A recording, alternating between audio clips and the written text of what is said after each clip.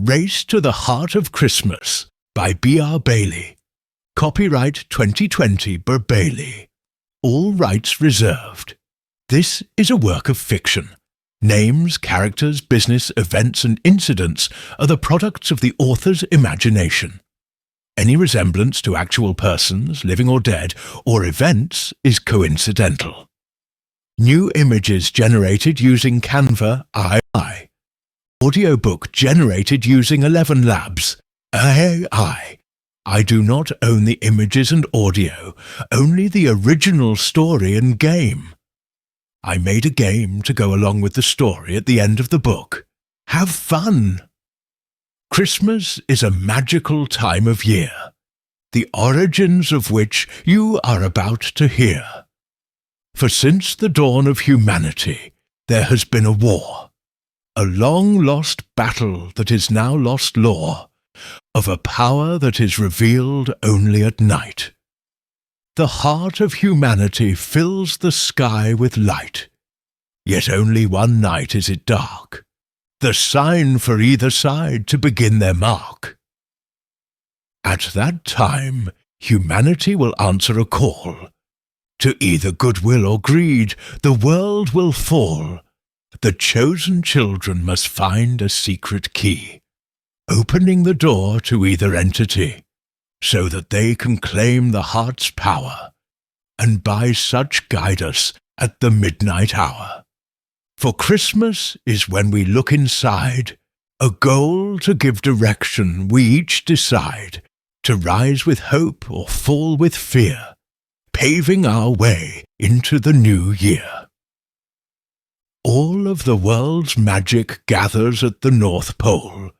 You may know of it for all of its coal, or perhaps you have heard of those who call it home, the more prevalent of which are elves, Noels, Krampus, and gnomes. Two forces that are on opposing sides, they are on whom mankind's fate resides. For the last 100 years, Noel has been king. Hence, all of the songs of goodwill we sing. With his magic sleigh, he takes flight, giving hope to our spirits on Christmas night. His brother Krampus is as mean as Noel is nice, always making promises and concealing the price. Boys and girls who follow his words are often upset, for stockings filled with coal on Christmas are they met. This Krampus blames his brother, for who rules Christmas? It is no other.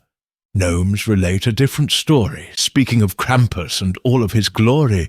Not the king, he is a prince, and as such acts without consequence.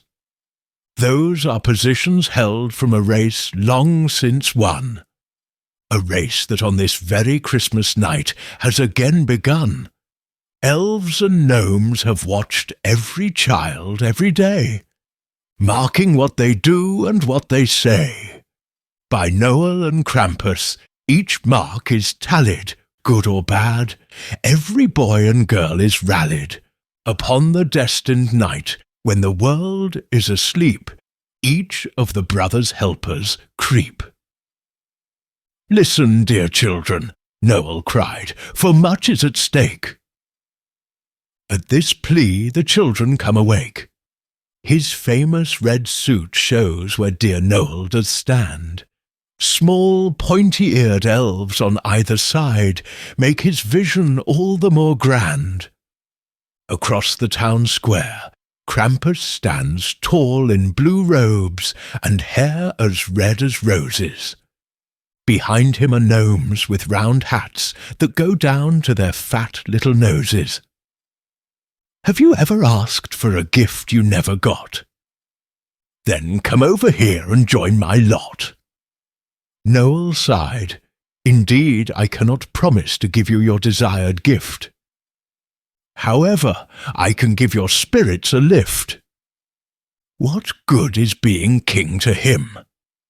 Krampus jeered. Help me, and I shall grant your every whim. This is not so simple a matter as a magic hat.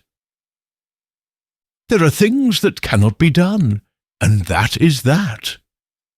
Bradley, a boy clutching his hat, felt that his heart was torn, hearing Krampus speak with such scorn. His Christmases were full of fantastic presents and cheer. Yet his parents always said the most important thing was how they chose to enter the new year. Not all of the children seemed to feel this way. When Krampus spoke, most did he sway. "Good children," Noel pleaded, "presents are just a way to show that you care. A way for your heart to speak what is in there." "Words matter not," shouted Krampus. "There is no time to waste." Waving his hands, he urged, "Come, we must make haste. If we do not talk, how are they to know what is to be reaped from what they sow?" But the others did not want to listen. Away from Noel and the elves did most of the crowd hasten. "Look at the star upon this grand tree. Do you see how dull and listless it be?"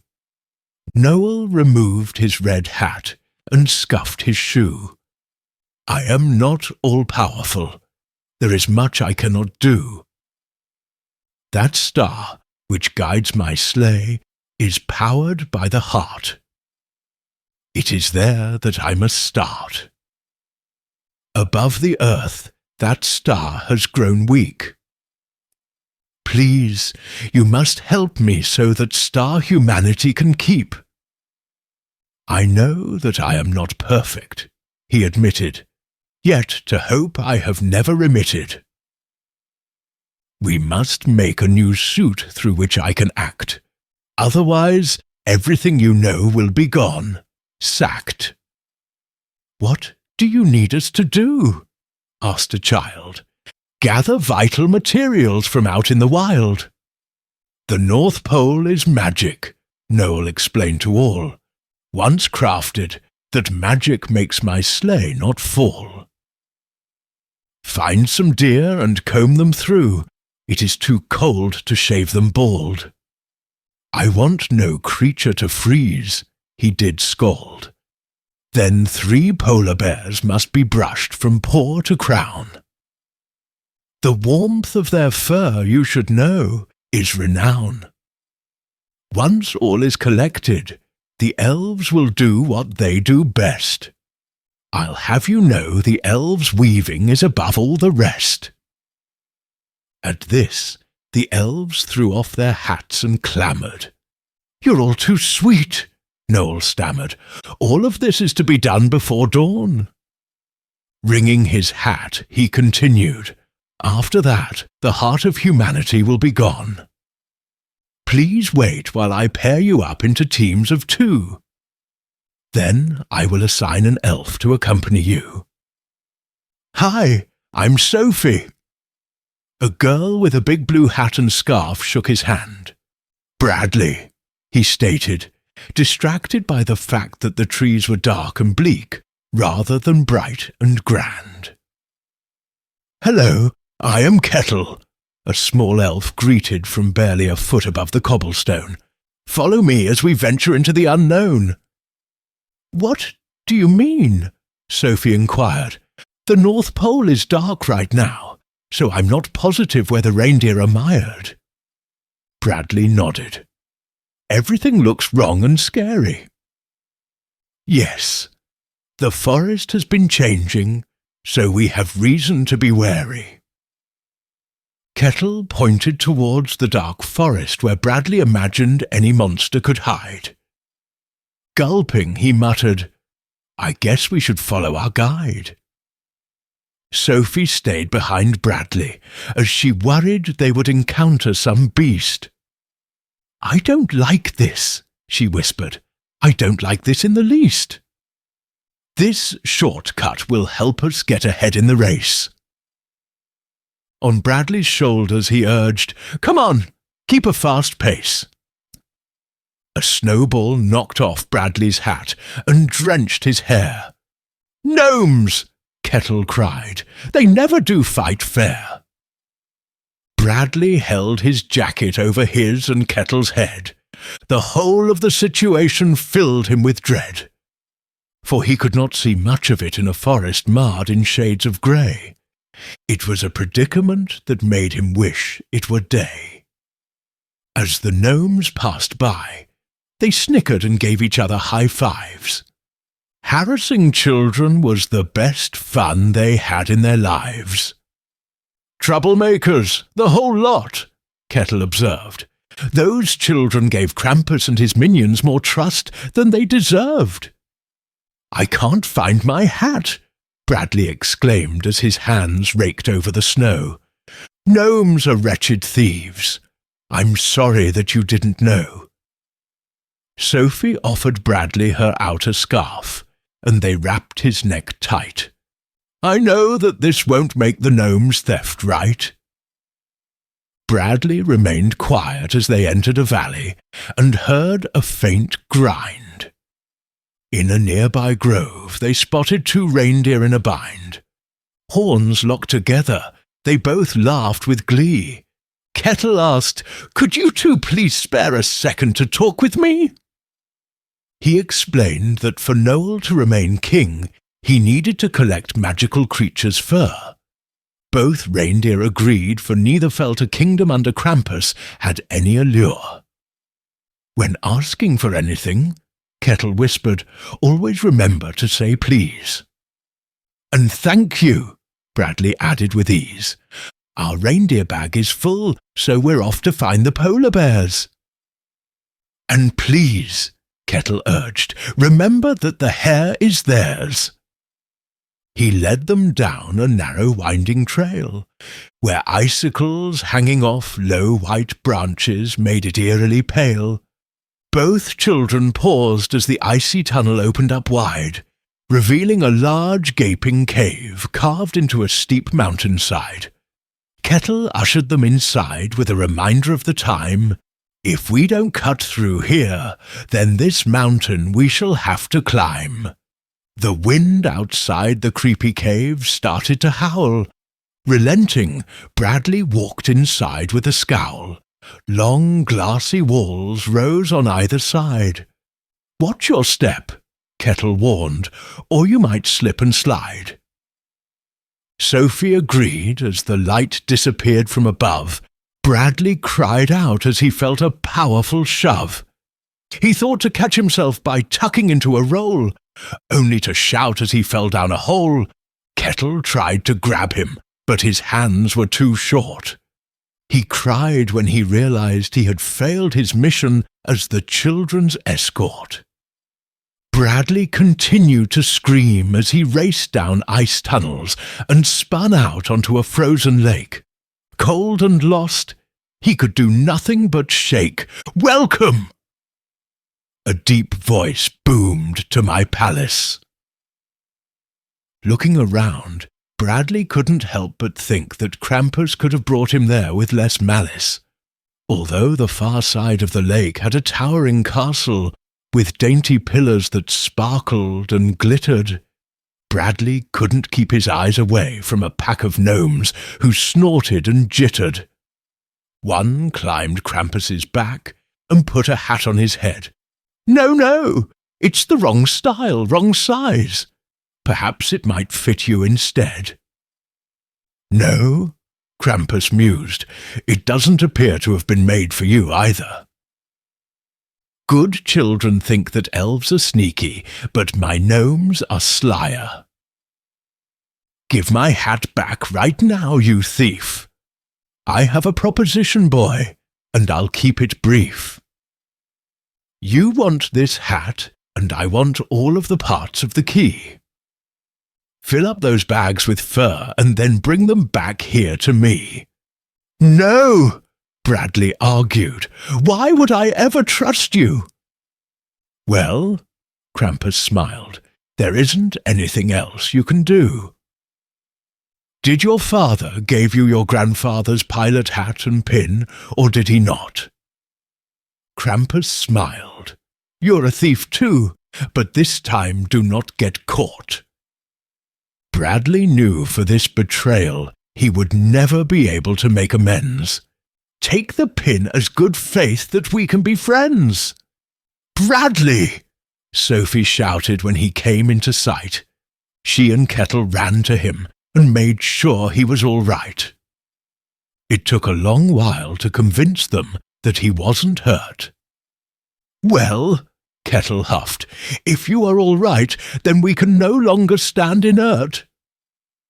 A deep rumble came from under the ice, shaking the walls and making everything appear twice. "We need to get out of here now."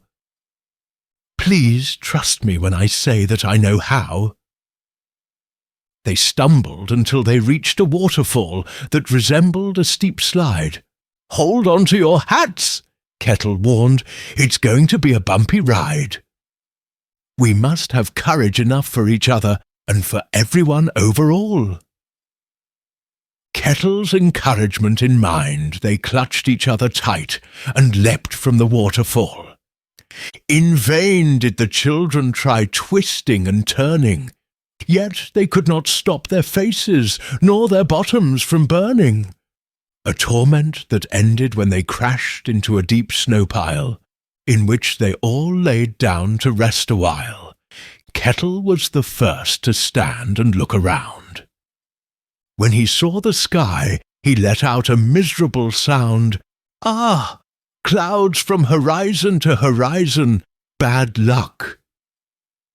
"Without the stars to guide us," he sobbed, "we are stuck." Bradley climbed up a nearby hill and found only endless snow. It was with a heavy heart that he admitted they had nowhere to go.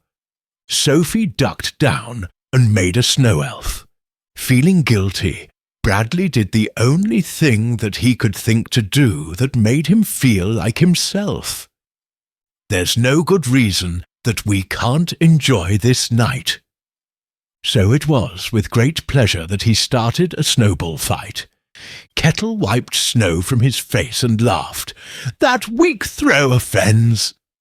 Sophie's snowball caught him in the face, and she shrieked, "I hope tonight never ends."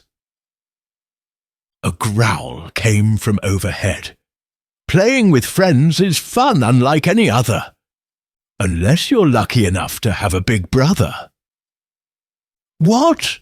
asked a large polar bear. "Are you doing out at this time of year?" Kettle ran up Bradley's shoulder, exclaiming, "I have urgent news that you must hear." They explained the situation to the pair of polar bears. "Please, may we brush out a few of your hairs?" The older bear agreed, but the other was too young to shed yet. "Our parents," he shouted, "can give you all the loose fur you could ever hope to get." "Oh, my name is Rowdy, and this is my brother Pat." "Thank you. Noel will be happy to know that you helped him make his hat." The brothers ran into an igloo nestled between two hills. Once inside, Kettle went over all of the night's ills. The bears listened intently. Both sons, their mum, and their dad. "I must admit," Mama Bear said, "that I have never found Krampus to be bad." "While I," Papa Bear argued, "have never believed a word he has said." Mama Bear shook her head. "I think that it is time that the spirit of Christmas is no longer red."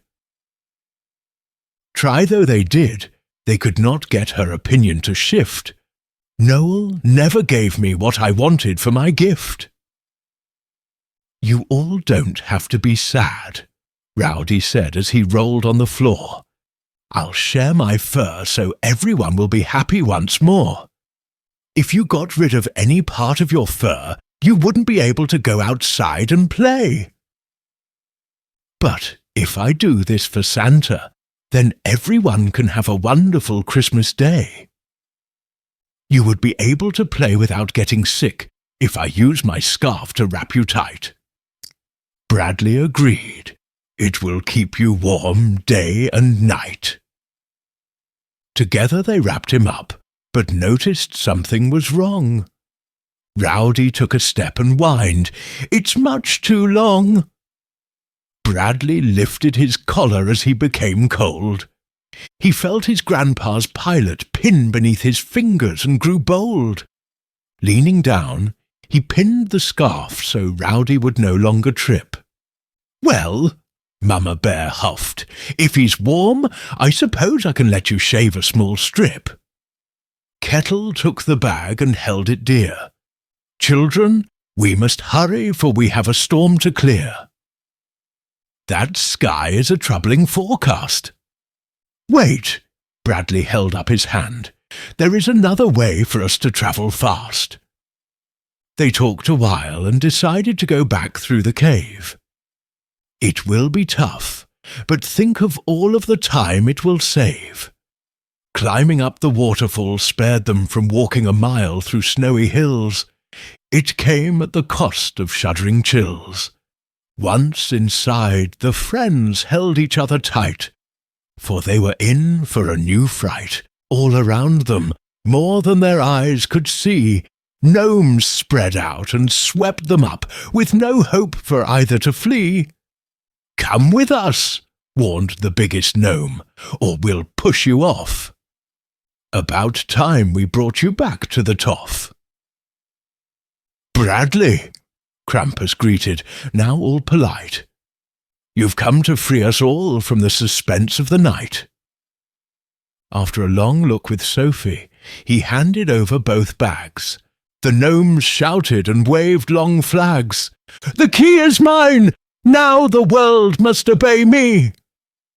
Krampus danced with his gnomes, and they all laughed with glee. His smile soured when he opened the bags and found socks. "I am the prince no one dare mocks." He had them thrown into the ice dungeon and stole their shoes. Now you are the ones who lose. My gnomes and bad children will get me the rest of the bags. He clutched the bars, snarling, "Christmas will be known for my blue robes and gold jags. It will be me soaring through the sky on Christmas night." And you can say goodbye to the aurora borealis, painting the sky a colourful sight. Krampus brushed back his hair as he continued to rant. "If you think there's anything you can do to stop me, I promise you that you can't. Colour will be for my kingdom alone. I will not let you have it after all of the greed humanity has shown." Bradley gasped. "You're why everything is dark and scary." "I know how to save magic, unlike my brother, who wastes it to make your world bright and merry.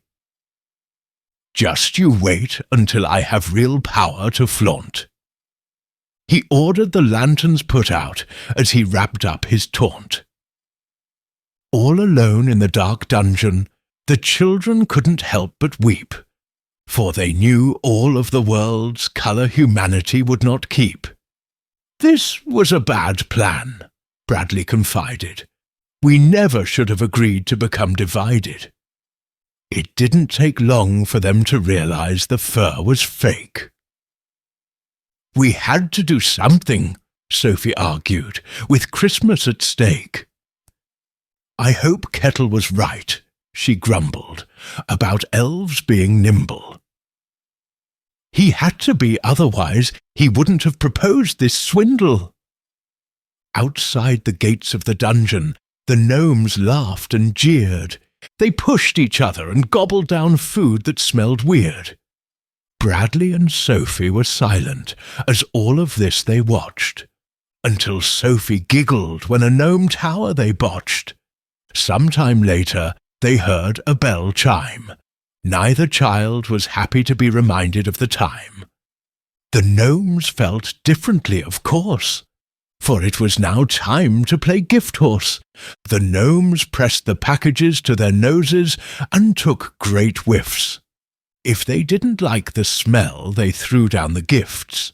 What was left was held up high before being gathered. Bradley tried to sort out his thoughts as the gnomes' chairs all clattered. They bumped each other as loud music began to blare. Then the bag with socks was brought back by their guard's chair. Sophie and Bradley moved close and shared their jackets to stay warm. An act of sharing that in this ice castle did not seem to be the norm. The game was rough as gnomes pushed each other off the seats. Bradley didn't see how they could enjoy a game where everybody cheats. Their guard for the night was not vigilant in his post, for he had fallen asleep after eating a whole roast. All that remained were bare bones slick with fat, one of which fell from his hand with a small splat.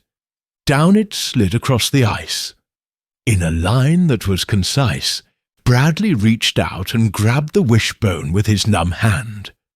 Though it was small, it made him feel grand. He whispered, "We can get out of here." Keep an eye out to make sure the way is clear. They picked to lock and snuck up the hall on cold toes. All the while the guard continued to doze. They slipped past him and found their shoes. Outside they could hear the creak of chairs the gnomes continued to abuse. Each held their noses as they headed to the door, for a sack full of dirty socks was on the floor. What if there was a way for us to stop the gnomes trying to steal Noel's suit? You want to give them a new matter for pursuit. Sophie and Bradley ran as fast as they could, both of their faces grim, for between them they held a sack that was filled to the brim. Down the mountainside the foul stench swept. Of 1 year's worth of stolen dirty socks the gnomes had kept, taken from children when they smelled most bad. For everything gross, rude and mean made the gnomes most glad. The wind made snot cycles in their noses. Not that they minded. It wasn't like they were smelling roses. Behind them streamed an army of short-legged fury. Fortunately, the gnomes weren't fast against the falling flurry. Both children struggled to keep a steady trot, trying with all of their might to foil Krampus's plot. They tumbled into a valley and dumped out the yucky load. "Here go all of your smelly socks." Bradley did goad. Enraged, gnomes from all around ceased to chase the elves, for they were very selfish and thought only of themselves. Bradley and Sophie ran for the North Pole's town square, praying all the while that all of the elves made it there. One by one, elves stumbled in and staggered. Each little face was breathless and haggard. Every bag was sorted and fur laid out. As the elves brought out needles, they moved the material about, up, over, under and through. In the town square, a new suit made its debut. "Noel!" The elves announced, "Your suit is complete." Everyone clapped and stamped their feet. On went the hat, jacket, pants and boots, which he was careful to lace. After all of this work, he chuckled, "I wouldn't want to fall on my face." "No!" Krampus shouted as he and his forces stormed the square. "You can't win against my schemes! It isn't fair. Get him, children. Stop him from getting into my sleigh. You can't stop my gnomes and I ruling the world today." And thus the gnomes and elves clashed with icicles and candy canes. They swung at each other and shouted rude names. Krampus knocked people out of his way with his staff. As he ran, he pointed to Noel with a cold laugh. "You're too weak to leave your elves in such a state." "Indeed." Noel shook his head. "I never make the elves irate." Elves burst out from the buildings with wrapping paper of every colour and design. I know that nothing escapes once wrapped in paper and twine. Elves jumped onto gnomes, and even onto Krampus did they pile. Kettle laughed. This cape gives you such style. End to end they stitched him up tight, up in the sky. The aurora borealis lit up the bleak night. Noel hopped in his sleigh and took to the sky. Into the light bridge did he and his reindeer fly. Bradley and Sophie held their breath as the colours started to drain. Behind his sleigh, the darkness was beginning to gain. The road in the sky twisted and whirled. All of the ends sagged and then curled. They hugged each other as it became a vortex and started to shrink. "Onward!" Noel urged. "We're near the brink!" The reindeer moved faster as the bridge started quaking. "We have time yet before it starts breaking." "You will never win, brother," Krampus spat. "If this path cannot suit me, I shall take another. By my magic, I order that bridge to break." He laughed as the bridge began to violently shake. Each of the 7 colours faded to grey. It crumpled and fell to decay. Nothing stirred in the sudden darkness, not even a firefly wing. "Ha!" Krampus shouted. "I am your new king." Around the North Pole, silver bells rose in a chime. "The race is over! He ran out of time!" "Hey!" an ill-mannered boy shouted. "Where did all the colours go?" "Don't whine!" Krampus shouted. "I gave you what you wanted, and this is the bill you owe." "You didn't say anything about any of this." "I gave you a signed football so you can wander in bliss." The boy threw the ball onto the ground and turned away to scoff. "Hey!" another child shouted. "I won that football in a national playoff." Other children started to shout out items that they had lost. "Boo-hoo!" Krampus mocked. "I'm not wasting a drop of magic on any production cost." Sophie shook her head. "Life under Krampus? I simply can't." "Santa, Kris Kringle, Noel." She started to chant. "Papa Noel, Babbo Natale, Weihnachtsmann." "Silly children," Krampus sneered. "You'll never again see that fat man." Up in the sky, the stars started to glow. First a twinkle, then a flutter before they began to grow. Everyone pointed and wondered what the trouble was about. Then the stars blew up, making everyone run and shout. Colour flooded into the world, and the children and elves hugged and sang with cheer, as none other than Noel flew overhead and shouted, "Merry Christmas and Happy New Year." The end. I hope you enjoyed this book. You can make a race to the Heart of Christmas game with your family if you want.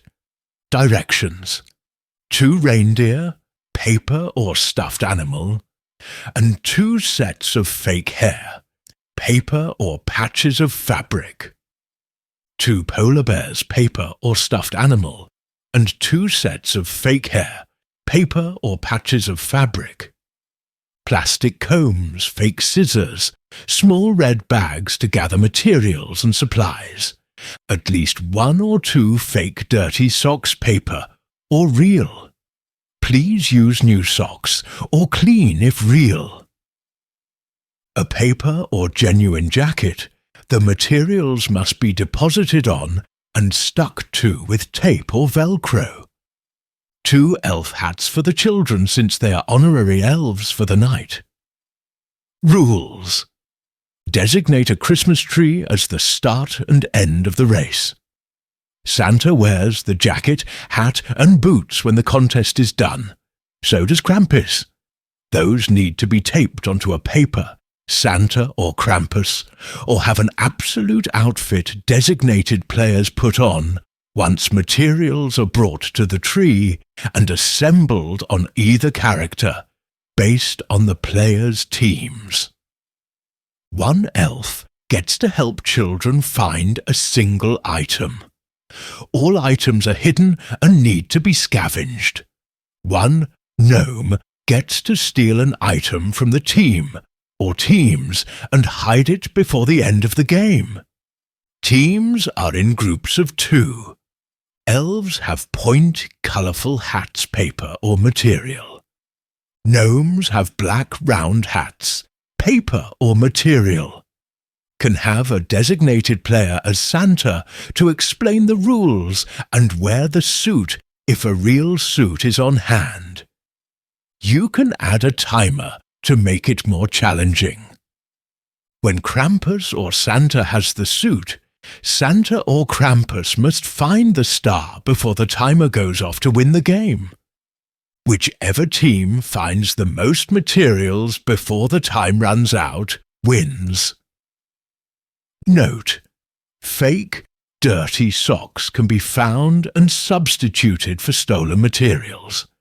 So if a team has seen one of those socks, the gnome must take the dirty sock instead of the other gathered materials from the team they steal from.